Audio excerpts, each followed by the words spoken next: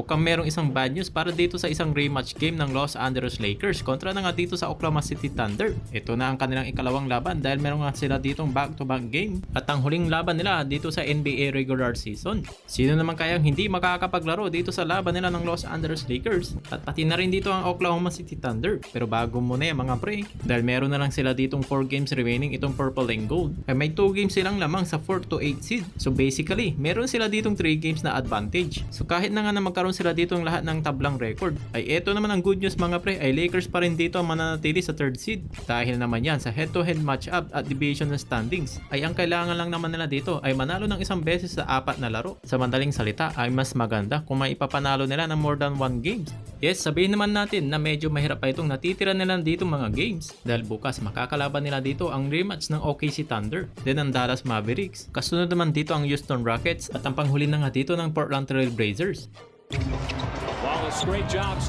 Pero delikado naman kung wala sila ditong maipanalo na isa man lang at magkaroon dito na mas maraming panalo ang ibang teams. Sigurado baka sumalang itong Lakers sa play-in tournament dahil ito naman ang ayaw na mangyari dito ni Coach JJ Redick para na nga dito sa team nila ng Los Angeles Lakers. Pero bukod naman dyan, ayaw na nga dito kay Coach JJ Redick, yung naging ability nga nila to connect and pass the ball to each other, ay ito daw yung naging susi nila ng pagkakapanalo kontra na nga dito sa Oklahoma City Thunder. At bukod naman dyan sa pagkakaroon na nga dito ng 3 offensive players para sa kanilang team na binubuo nila Luka Doncic, Austin Reeves at LeBron James, ay malaking factor nga daw talaga parang hindi nga sumuko dito sa nagiging laban. Ay heto, pakinggan nyo ang kanyang mga sinabi. All those things is really good, and you know, when you have all three of those guys that we have are elite offensive players, you can try your best night to night to figure out where the weak points are and where you can create it.